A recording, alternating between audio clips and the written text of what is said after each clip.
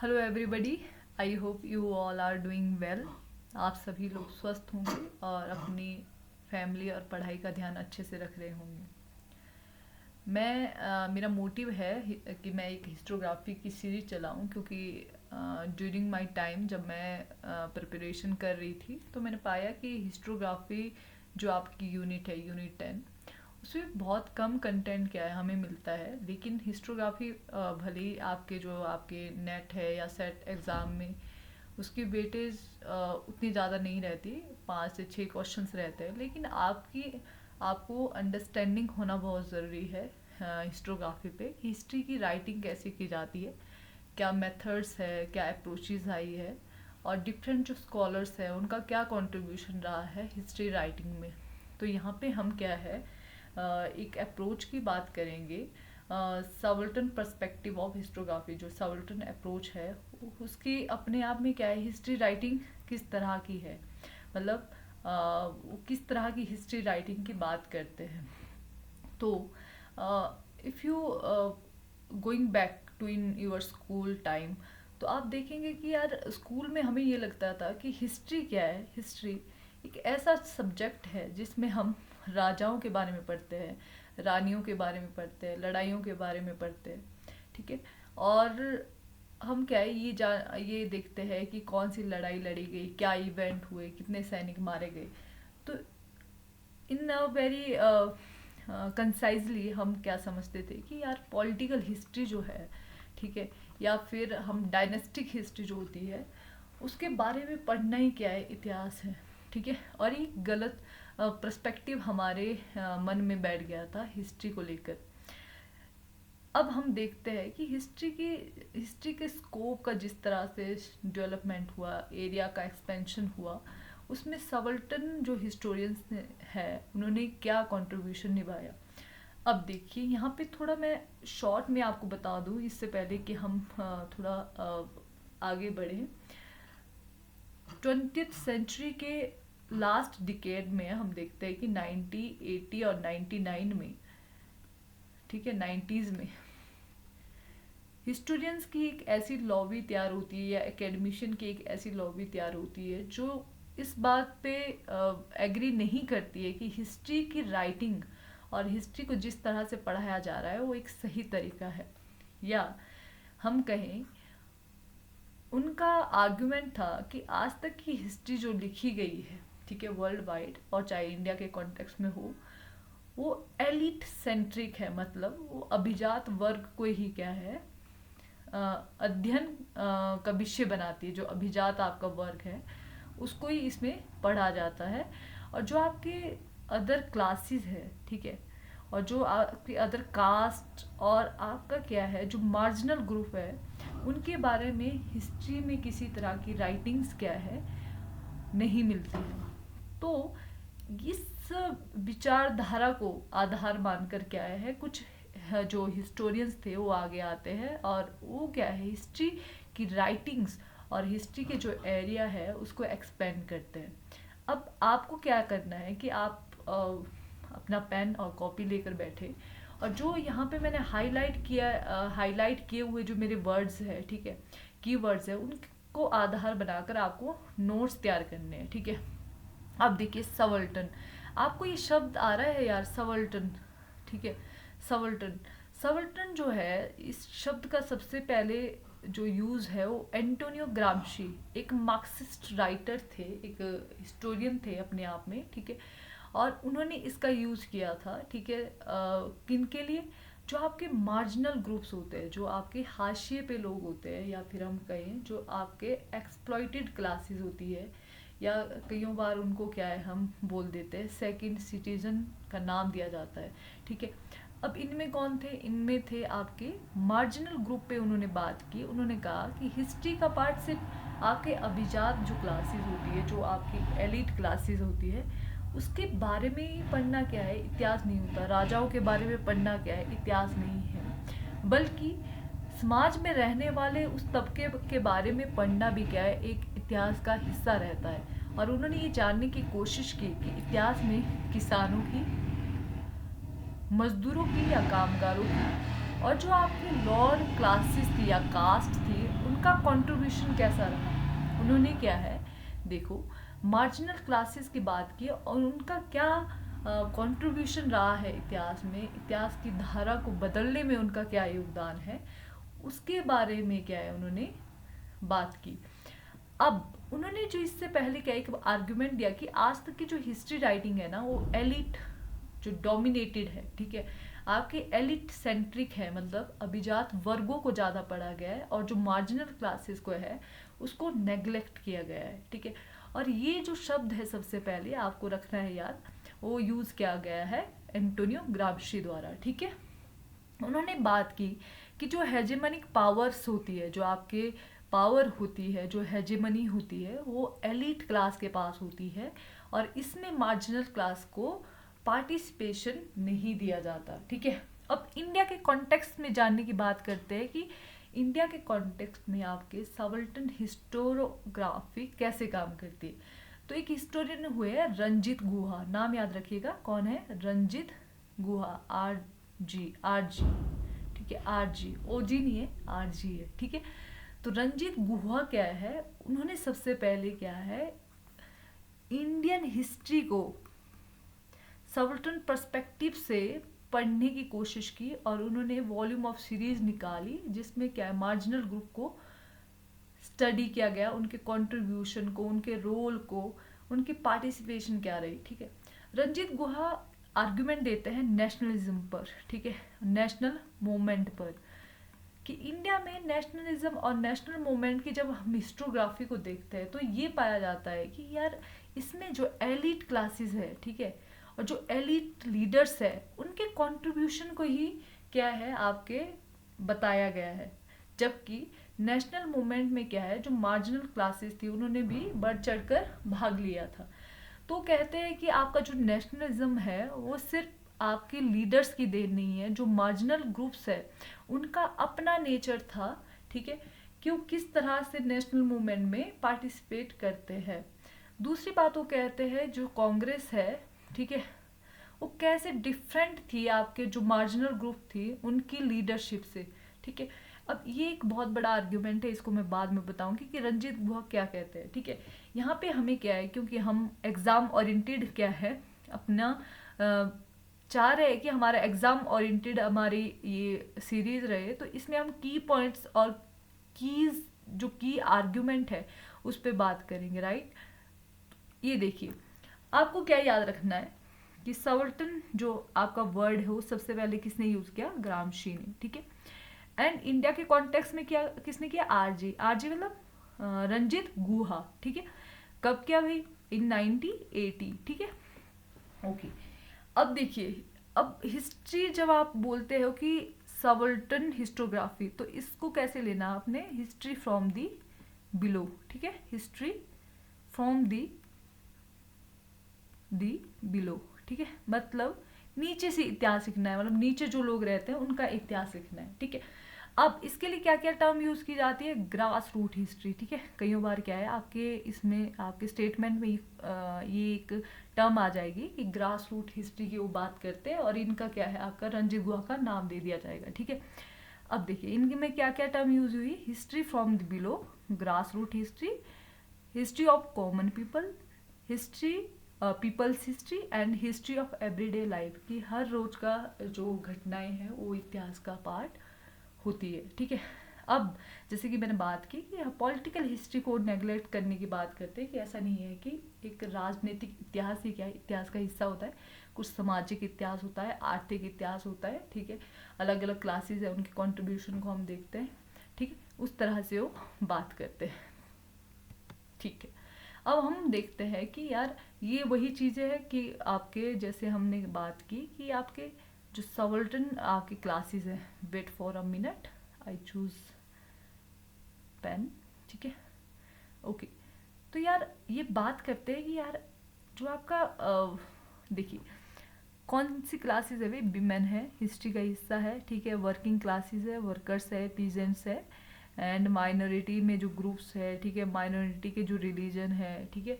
और फिर हम बात करते हैं जो लोअर रैंक में बैठा हुआ जो सिपाही है ना वो भी इसका हिस्सा रहता है कि उसका कंट्रीब्यूशन क्या है? History from the below, people history, common people history, या फिर हम बोलते हैं history of everyday life, right? Okay, आपको क्या याद रखना है? अगर हम वर्ल्ड के कॉन्टेक्स्ट में देखें तो वर्ल्ड के कॉन्टेक्स्ट में कौन इसकी बात करता है, इस तरह की राइटिंग की कौन बात कर रहा है?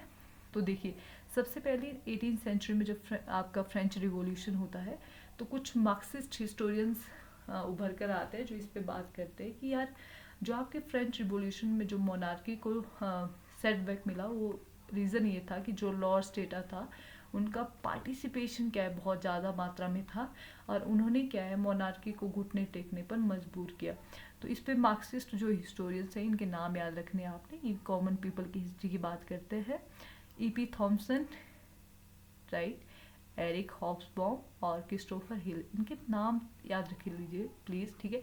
मार्क्सिस्ट हिस्टोरियन है ये, और इनका कहीं ना कहीं क्या है, जैसे हम बोलते हैं ना कि आपका नींव का पत्थर इस तरह की स्टडी का या फिर इस तरह की क्लासेस को पढ़ने का जो आपका ट्रेंड शुरू किया, वो क्या आपके मार्क्सिस्ट हिस्टोरियन ने कब, जो आपके फ्रेंच रिवॉल्यूशन होती है और जब हम देखते हैं कि कॉमन पीपल जो है उनका भी एक नेचर होता है रिवोल्ट करने का, और उनका किस तरह का नेचर रहता है उसको स्टडी करते हैं, उनकी एजेंसी को स्टडी करते हैं ये मार्क्सिस्ट हिस्टोरियन। इंडिया के कॉन्टेक्स्ट में देखें तो सॉल्टन जो आपके हिस्टोरियंस है इनके नाम प्लीज़ वेरी वेरी इंपॉर्टेंट, जितना स्टार लगा सकते हैं इस पीपीटी पे लगाइए, जितना लगा सकते हैं उतना लगाइए, ठीक है? Very very important.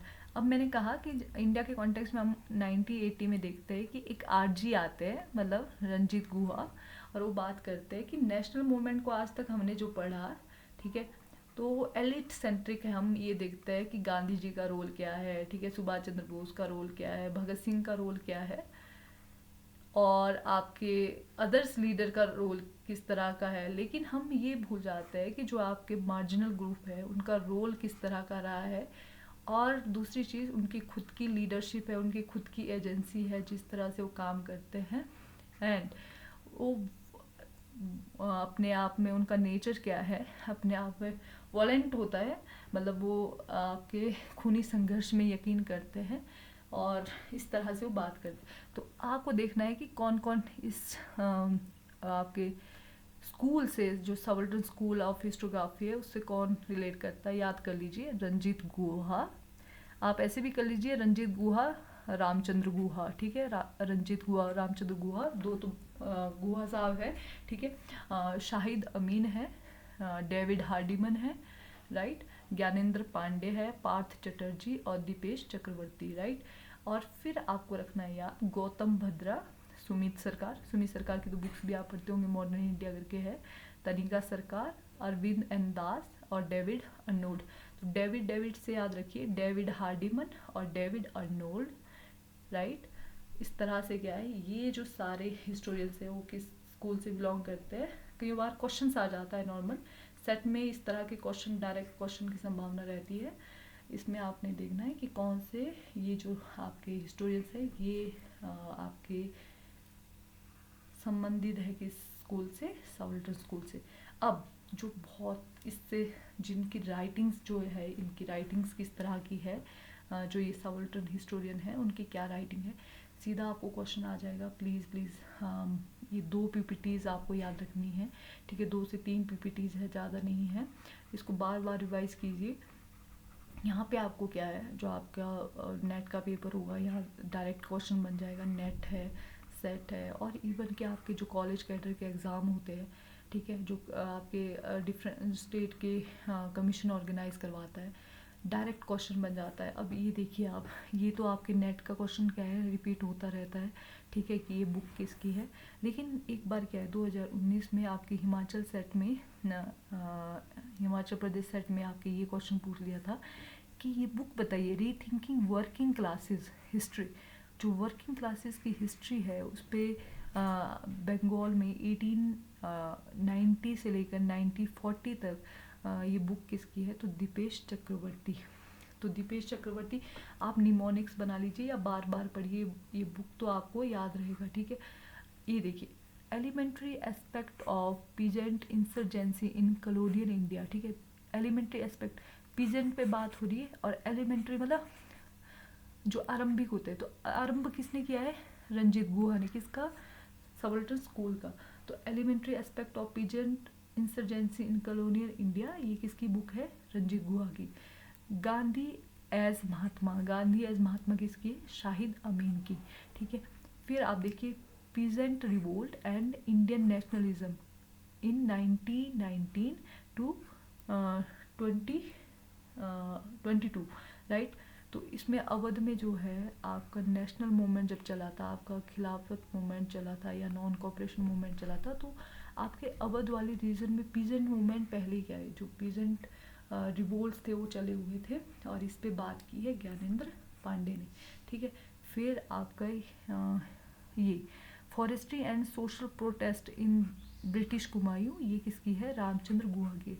अब ये देखिए ना, आपको इन्वायरमेंट हिस्ट्री जो एरिया बना है, ठीक है, तो सवल्टन ने क्या है, सवल्टन जो स्कूल है, ठीक है, ये इन्वायरमेंट का जो आपकी इन्वायरमेंट हिस्ट्री है उसको भी हिस्ट्री का पार्ट मानता है। ये जो आपका क्लाइमेट होता है, आपके आसपास का जो जियोग्राफी होता है, वो भी आपकी हिस्ट्री का पार्ट होता है, उसके बारे में जानना भी बहुत ज़रूरी है। ठीक है। अब देखिए क्विट इंडिया मूवमेंट कहाँ पे? बिहार और यूपी में। किसकी ये बुक है? बिहार और यूपी में क्विट इंडिया मूवमेंट के बारे में बात की है स्टेफन हनिंगम ने। ठीक है, आपको याद रखना है। ठीक है। और फिर देखिए एग्रियन मूवमेंट इन बिहार, ठीक है, यूपी और बिहार पे काफ़ी काम हुआ था उस दौरान। सवल्टन जो आपके हिस्टोरियंस थे उन्होंने काम किया है पीजेंट्स के ऊपर, ट्राइबल्स के ऊपर, आपके और आपके लेबर्स के ऊपर। इस तरह से agriculture worker in Bardhaman, Bardhaman कहाँ है आप बताएंगे मुझे कमेंट सेशन में। और ये एन.के. चंद्रा की बुक है। ठीक है। फिर देखिए अगर आपको दिख रहा होगा यहाँ पे एक बुक है 4 रिबेल्स ऑफ 1857, ठीक है, तो ये है गौतम भद्रा की। अब इंटरेस्टिंग बात क्या है ना यार, 1857 4 रिबेल्स ऑफ 1857, ठीक है। अब आपने आज तक देखा होगा इन लीडर्स के आपने नाम सुने होंगे, बहादुर शाह जफर है, ठीक है, फिर नाना साहब है, झांसी की रानी है, या फिर लखनऊ की बेगम हजरत महल है।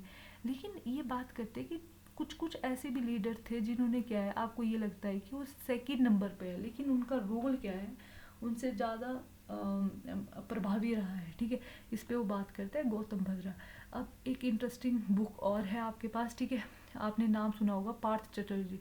पार्थ चटर्जी क्या है, एक रिनाउंड हिस्टोरियन है, ठीक है, फिर आपके पॉलिटिकल साइंटिस्ट है, और इन्होंने जो बुक लिखी है, बुक का नाम है, देखिए मुझे पेन का कलर चेंज करने दीजिए आपको इजीली ताकि समझ आ सके। ठीक है। ओके ओके, तो पार्थ चटर्जी की जो बुक है ना यार, वो है नेशन एंड इट्स, ये नेट में पूछी जा चुकी है, the nation and it's fragments. ठीक है।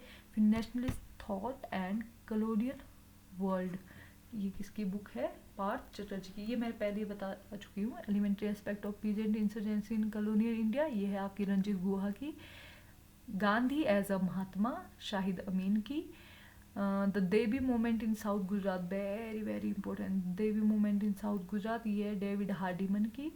Peasant revolt and Indian nationalism in Awadh, ये है आपकी ज्ञानेंद्र पांडे की। अब आप इस पे निमोनिक्स बना लीजिए, अदरवाइज जो हम PYQs करेंगे उसमें आपको याद हो जाएगी चीज़ें। अब थोड़ा क्वेश्चन प्रैक्टिस कीजिए। ठीक है। ये बोल रहा है क्वेश्चन क्या है, क्वेश्चन नंबर 1 आपका कह रहा है कि यार बताइए तो कि 2 second,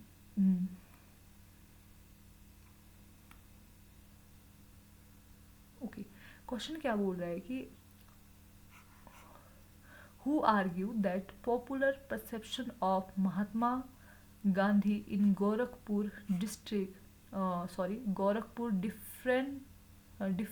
differed significantly from the Congress leadership understanding. तो ये किसने बात की? शाहिद अमीन ने। हमने शाहिद अमीन की बुक का नाम पढ़ा है जिसका नाम है गांधी एज महात्मा। अब जिनको याद नहीं है वो ऊपर क्या है देख लें, जो मैंने PPTs पहले दिखाई थी आपको। ये शाहिद अमीन पे ये क्वेश्चन है कि क्या बात वो कर रहे, कौन से एरिया को उन्होंने चुना था गांधी को समझने के लिए। शाहिद अमीन ने बोला है कि गांधी के बारे में एक अंडरस्टैंडिंग लोगों के बीच में जो बनी थी, उसका मेन कॉज क्या था? तो उसका मेन कॉज था र्यूमर्स, कि भाई यार जो हमारे र्यूमर्स है वो बहुत तेज़ फैले थे गांधी के बारे में लोगों के बीच में, तो ये चीज़ थी। ठीक है, फिर आप देखिए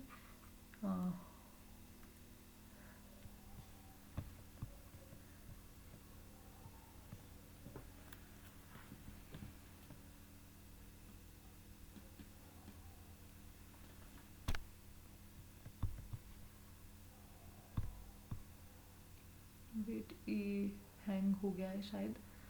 सो मैं क्वेश्चन आपको क्या है दिखाती हूँ, रुकिए। अगर ये काम कर रहा होगा, काम नहीं कर रहा है तो क्वेश्चन हम नेक्स्ट वीडियो में क्या है डाल देंगे। ठीक है, तो आप ये तब तक आप रिवाइज कीजिए, क्वेश्चन करने का और भी क्या है आपको आनंद आएगा। So thank you so much.